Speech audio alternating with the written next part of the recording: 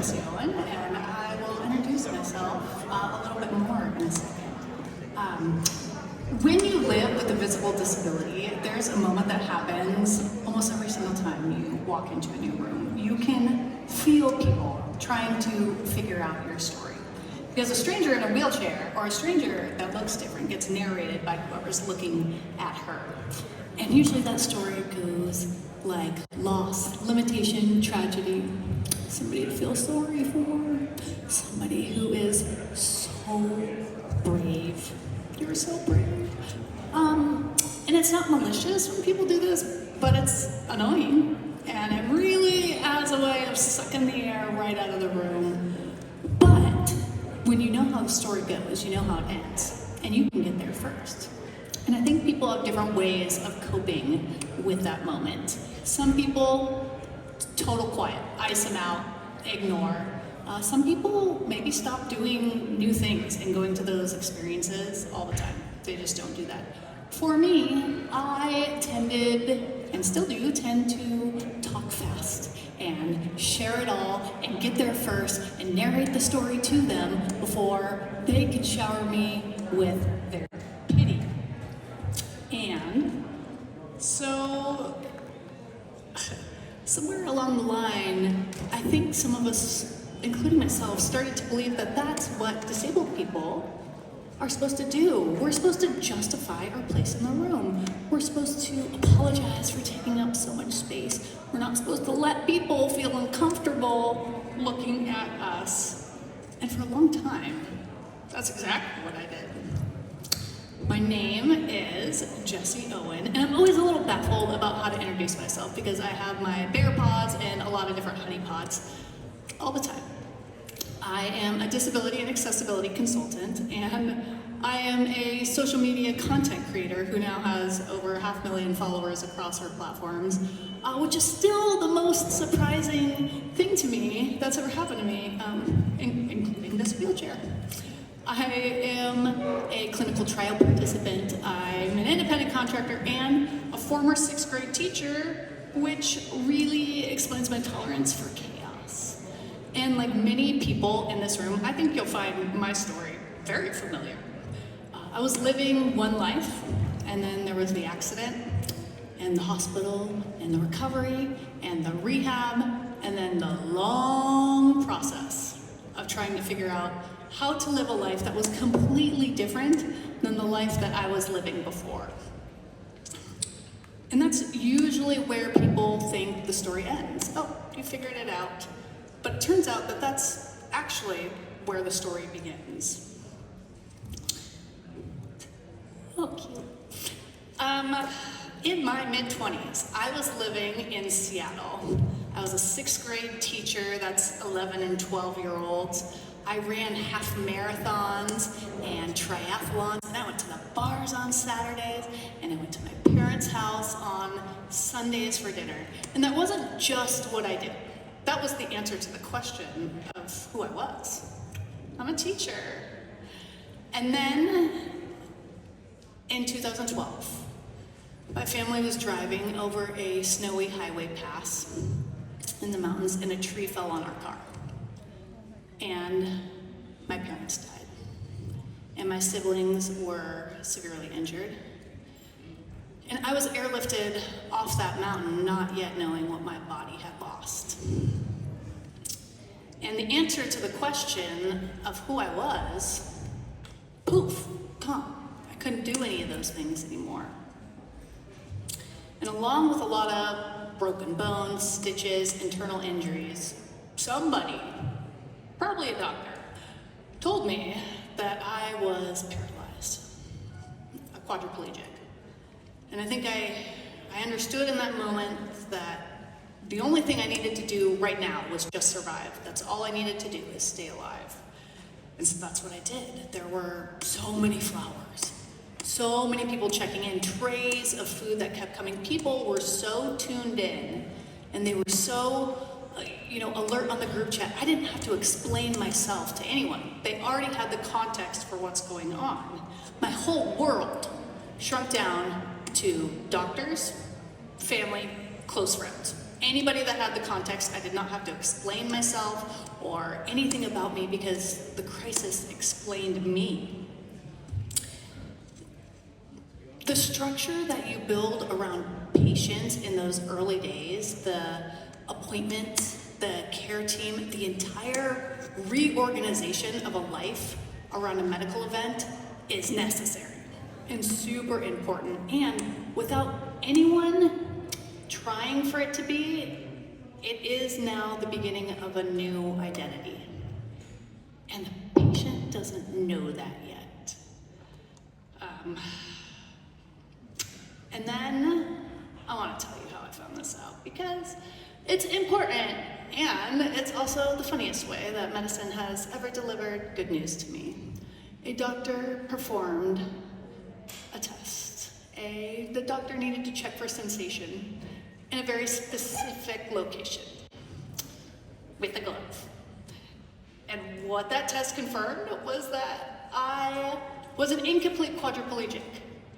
I had maybe 12, 18 months of potential recovery, maybe some, we don't know, but there's something. And I thought, oh, thank God, a project. Because a project meant that maybe I wasn't stuck, and if I wasn't stuck, then maybe I didn't have to look at everything that I just lost, my parents, my autonomy, an entire stew of decisions that were being made without me. They found that out by sticking a finger in my butt, just so we're clear on how the science works. And then, after about 3 weeks in the ICU, I was rolled into the rehab unit where I spent 3 months inpatient, about 5 days a week, and then for the next 3 years, 5 days a week, I did outpatient rehab. It gave me something to be. I sucked at everything. I couldn't do anything that I liked anymore. I couldn't write, I couldn't walk, I couldn't do my hair and makeup. I couldn't do the things that used to answer the question of who I was. But I could show up to rehab, I could fill my days with that, and that was gonna have to be good enough. It wasn't exactly about getting better, because spinal cord injuries don't totally work like that, but it was about pointing my mental compass at something and having something to do, having a tiny bit of control. So 5 days a week for a long time, I dumped everything I had into that room, grief, loss, happiness, not that much, into that room, and I didn't look up for a very long time because I was not ready to see everything else. But rehab did create a softer mental landing for me from before life to now life. But here's the question I didn't have the language for yet. When does the thing that really holds you together, and it did, start to become the thing that limits you? My appointments slowed. My world was getting bigger. Groceries, taxes. Okay, not mine, just I also do that. Things hadn't caught up to yet. Without the structure of the appointments, I didn't have an identity waiting for me on the other side of that, so I picked up the one that was right in front of me. When you go out into the world, when I was going out in the world, everyone could see you, and I could see everyone seeing me. And the attention was not the problem. I love attention. It was sad attention, and I didn't much care for that. It's strangers stopping me in the yogurt aisle to tell me that I am an inspiration. I am not trying to be an inspiration right now. I am trying to get yogurt. If you need inspiration, get a cat calendar. Disabled people don't exist to help the rest of the population feel brave about going to spin class. And it was hard. And so I got a little white ratty dog about this time. His name was Gambit. And Gambit came with me a lot of places. And I realized that when I had Gambit on my lap, people didn't say, oh wow, look at your wheelchair. Oh, okay, Hot Wheels, I'm gonna give you a speeding ticket. They would say, oh, cute dog. Oh, what a cute dog you have. Oh, so well behaved. And I liked that. I liked that. Not everyone was just seeing my wheelchair. But Gambit couldn't go everywhere. And out here, the only tool I had was the wheelchair in my tragedy. So I got really good at this party trick where I could look in the room and I could tell who was gonna come up to me and say something, and I would get there first. And I would tell them everything, and I would wrap it up with a nice little bow and tell them everything was fine before they could get to me, and also shower me with their pity. But I did it a lot. And the tragedy and the wheelchair were not just a chapter of my life anymore. They became the way that I connected with people, the way that I felt seen in the room. And when something becomes the way that you connect with other people, that becomes not just your coping mechanism, that becomes your personality. That becomes part of your personality. And I don't think that feedback loop is entirely unique to me. When someone or everyone starts telling you the same thing over and over again, you start to believe it and you start to narrate your own life with it. Like, oh, that's the girl in the wheelchair, or, ooh, that guy failed math, it's not very good. Or, ooh, she's divorced. Or, oh, that's the immigrant who made it. He's so successful. It doesn't really matter if it's a compliment or devastating. The mechanism is the same. The world tells you who you are, and you start to believe it.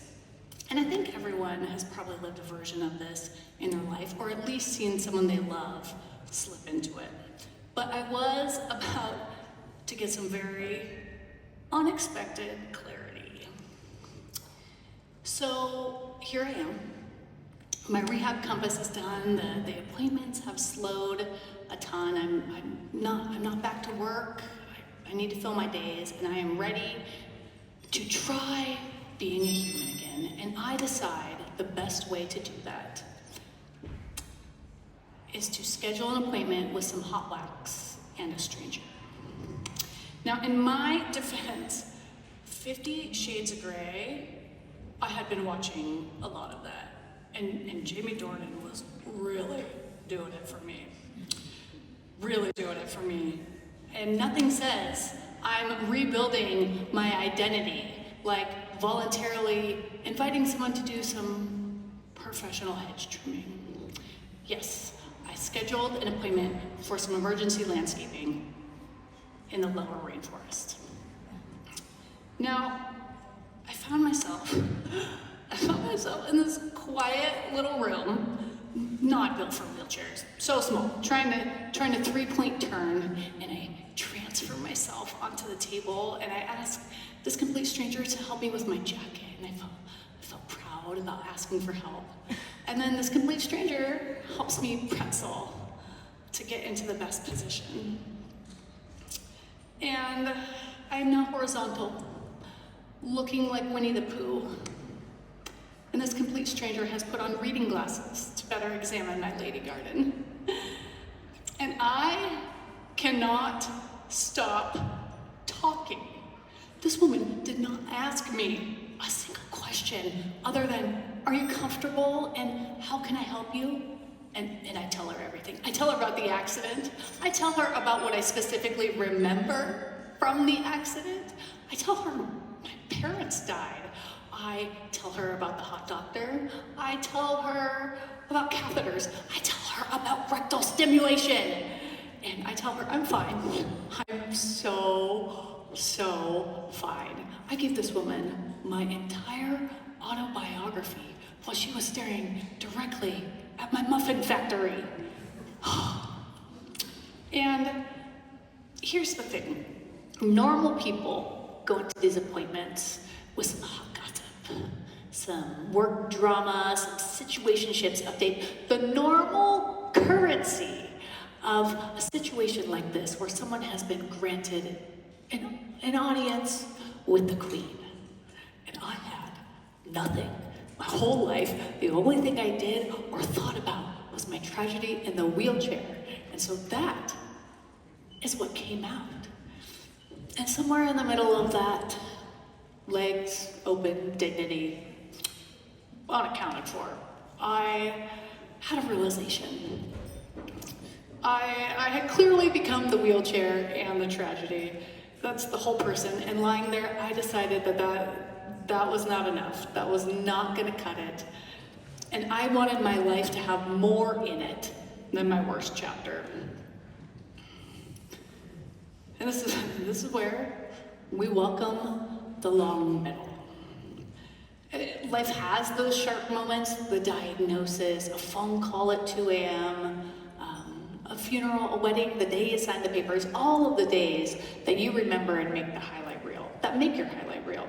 Everything else, all of the ordinary moments stacked up next to those sharp moments, that's where we do all the living. That's the long middle.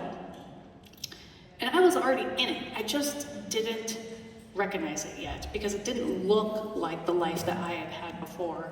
And so I kept treating it as temporary. And I was already trying. I just wasn't counting it. Hang on, I'm losing my mic here a little. Let's see if I can scoot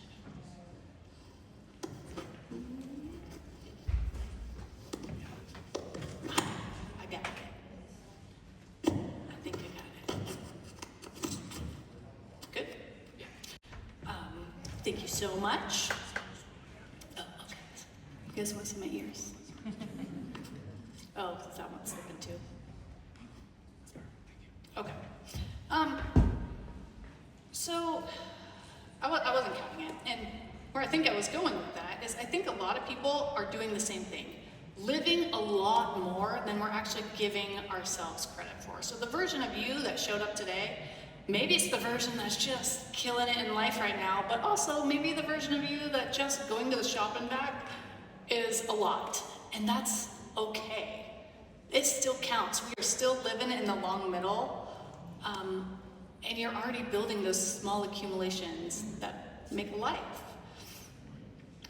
For a long time after my injury, I didn't engage with the spinal cord injury community. My wheelchair was temporary. And my real life was over there, and I was over there waiting for it, waiting over there with it. Because the alternative was permanent, and I didn't like that. The world is hard on disabled people and disabled bodies, and I didn't think we were the cool kids. I didn't, and I wanted to be exempt from what I had already decided that we were. And I couldn't tell you what shifted. I don't know. Time? Probably time. But at some point I looked up and I realized that the life that I'd been quietly building for myself started to look more like my life than the one that I was waiting for. I grew into my power as a wheelchair user, and that version of me stopped waiting for another version of me to show up, and I started showing up for myself. And part of that looks like going to events and conferences like this one, where we get to meet other people. And at one of those events, I learned about a clinical trial back in the United States designed to help people with their upper limb mobility, their upper extremities.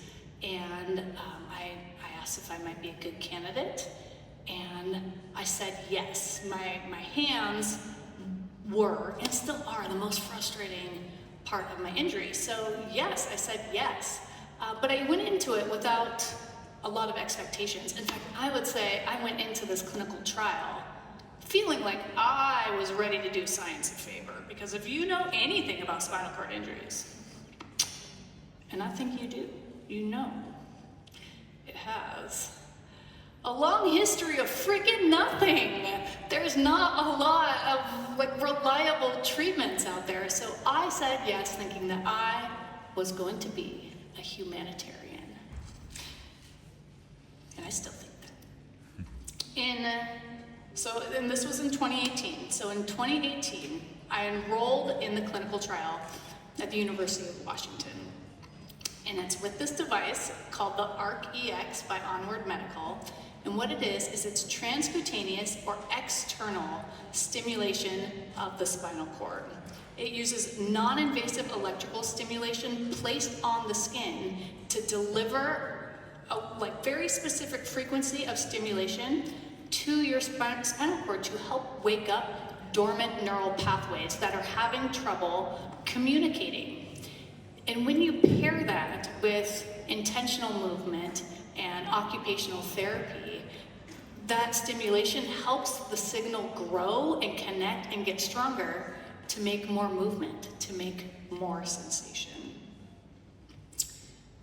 That study started with 2 months of just occupational therapy. So it was a clinical trial parameters, right? Science, you have to get a baseline. So I spent 2 months in this lab doing really frustrating small tasks, stacking blocks, squeezing putty, trying to put beads on a necklace, tie a shoelace, and I just was not getting any better at it. I was not getting any better at it. And it was really frustrating, and the only way I know how to describe that to the people in this room is to ask you to try to wiggle your ears. And if you can do it, great. But if you can't, you know that your brain is sending the signal to wiggle your ears, but nothing's happening. Like, you think it's there and nothing's happening, and that's exactly what was happening for 2 months of my life. Well, I mean, all the time, but definitely, specifically, 2 months trying to stack those blocks. And then the stimulation came. And for me, it wasn't a light bulb moment. I had that first session, it was fine, and the second, and then my mood started getting better, and I thought that was interesting, I was less frustrated, and then the blocks started getting higher, and then I freaking tied a double knot. I had been working on that for 2 months, and I thought, my, what do we have here? The gains held. 7 years later, I have kept the function anywhere between 50 and maybe 80% of what I did during that trial. And I know that's anecdotal. I'm so sorry, I am gonna lose my mic again. Can one of you guys come help me a little bit? It's a little bit slippery. And this is the exciting part. But I think I can keep talking, I think I can. So I know that's anecdotal, somewhere between 50 and 80%. But I would also say that the Uplift pivotal trial, pivotal trial research that came out would show that other clinical participants are also exhibiting very similar, thank you so much, very similar experiences as me. So, you want to go one more, Alan? So what we found is that 87% of participants improved their quality of life. I don't know if it was on the slide before this, but 90% of participants experienced either increased function or strength. 90%. The ARC-EX was named Time Magazine Best Invention of the Year in 2024. In late 2024, it received FDA clearance in the US, and about 6 months ago, it received the CE mark of approval here in Ireland. And I've been working with Onward Medical since this trial, and we have been working hard to get this here in Ireland, and it looks like we are expecting the first device here in April. Weeks away. We are so close. I'm still a quadriplegic. You can see that. But there is a vast difference between not being able to do something at all and being able to do something with a little time and patience. A pickle jar hates to see me coming now. It knows I am getting in. And this is a really exciting time in our community. The mustache. I got more than I expected from that clinical trial. And when that happens, you kind of take a look around your life and you think, what else might have I given up on a little bit too early? Because at the end of the day, I am just a person trying to squeeze the most out of life. The long middle is long for a reason. We're still living it. So I started taking these small bites of life, and I decided to download Bumble, which is online dating. And I think we can all appreciate the courage it takes to do any type of dating, specifically online dating, as a person with a visible disability. Because what if nobody says yes? What if people make fun of you? What if you're unlovable? I don't know. It's a hard pill to swallow. And I swallowed it anyway, and I made a profile. And I went on some really freaking weird dates. But eventually I did meet a man with a phenomenal mustache. And I made him fall so hard, he put a ring on it just to lock it down before I changed my mind. And then I took another little small bite of life. We talked about kids.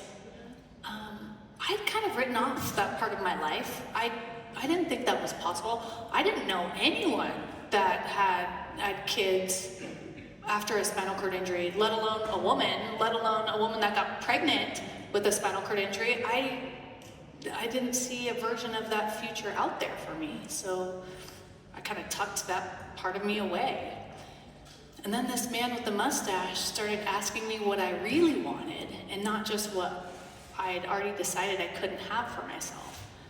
And so after, a long conversation and 3 bottles of wine, we settled on yes. And that yes turned into a positive pregnancy test. The old-fashioned way, and I only say this because you are my people and I know you know, and so many people are nosy, but yes. And then I learned that I had a geriatric pregnancy because I was an older mom, which I would love to have a word with a medical professional about. That is offensive. And at that very first ultrasound appointment, this is something I didn't think was ever in the cards for me. So that first ultrasound appointment, the technician had me lay back.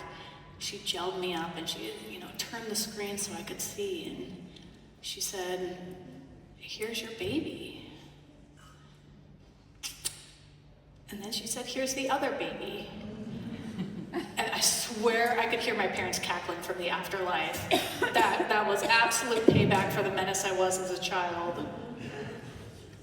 My pregnancy was uncomfortable, and I am truly convinced that any woman that says that they love being pregnant is lying straight to our faces. I simultaneously wanted to be bigger and more adorably pregnant and visibly pregnant so people didn't think I was so awkward, and also way less pregnant and way more balanced. I was also very aware that there were a lot of people that did not think I should be pregnant, a lot of people that didn't think I should be a mother. A lot of people thought I was cruel for bringing a child into this world when I couldn't do a lot of the things that other moms can. That I was a disabled mom. And some of those people said those things to my face. My OB was not one of them.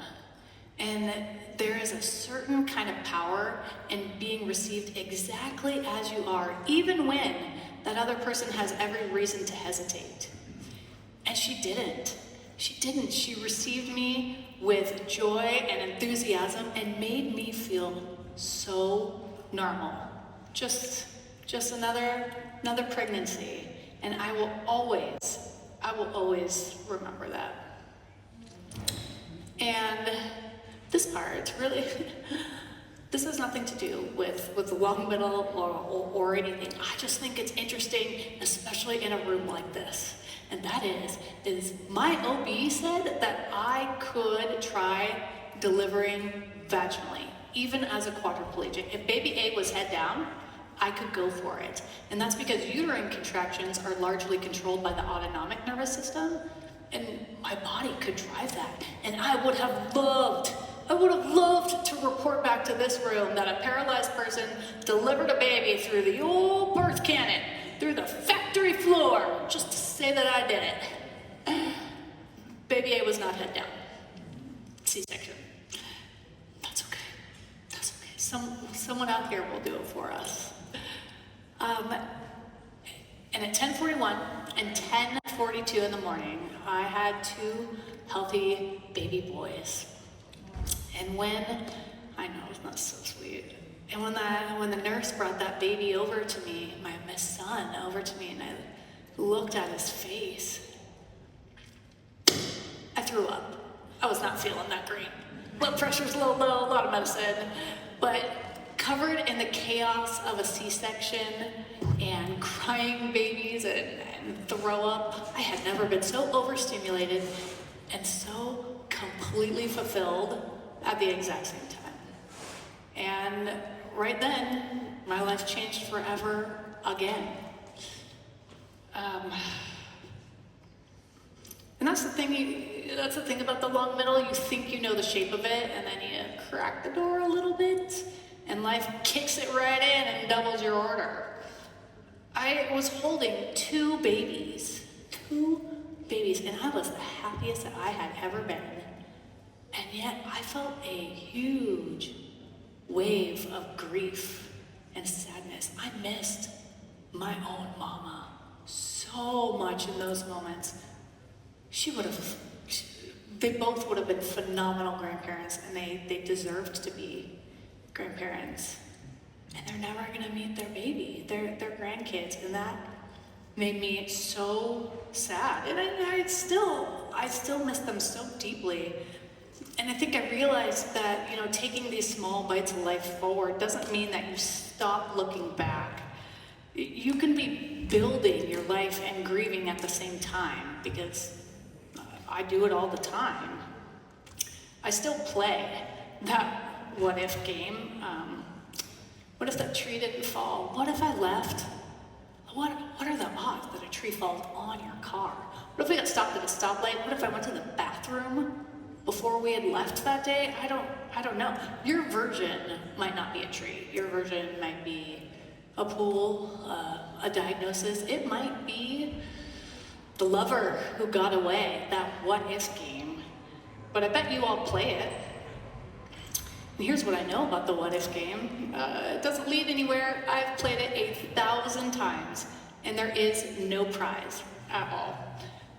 We have one body. We have one giant meat sack. And I didn't get to pick mine, and I don't think you got to pick yours either. But it's the only one we got. This is all we got. And our only job here on earth is just to live in it, to just live. The long middle is not a consolation prize. It's not what you get when you couldn't have the life that you wanted. When you couldn't have your real life. It's where all of us are negotiating and making peace and fighting for access and falling in love and throwing up after C-sections and really dreading getting dressed in the morning because it's so hard. I'm not living an able-bodied life. I'm not. Getting in the car is a whole production, and some days the things that I can do are only very small. That's all that my body can allow for that day. But we stop measuring our days against the standards that are not built for our body. The morning routine that takes twice as long, that is still our morning routine. That is our life. The life that we live now versus the life that we had before, the life we have now, that is ours. It is ours, and we get to claim that. We have already survived the thing that most people are the most afraid of. And most people will never know what they are fully capable of. We know. We know. We make playlists, we make friends, we let life be life. It's hard, and we do it anyway. Travel is hard. Sometimes going to the shop is hard. Pushing a shopping cart is hard. It's hard, and we do it anyway. Because living a small life was never going to be enough for me, and I don't think it's going to be enough for anyone in this room either. The minute the world can see that you are different, it starts writing your story for you. Tragedy, loss, limitation, somehow that you are less than, an assumption that you're less than. And without even realizing it, some of us can start letting that narration get into our own lives and have the hardest thing that's ever happened to us become the most important. But we're the ones that get to decide if that's the version of life that we want to live. We have the pen. The long middle is where we figure that out in the accumulation of small things. A yogurt, a Bumble profile, rolling into a room full of people who you were once afraid to see yourself in. Every small bite of life is a sentence that we wrote ourselves. And eventually we look up and we realize that the story sounds like us again. We are the cool kids. We always were. I just had to get naked in front of a stranger to figure that out. Cheers, guys. Lunch.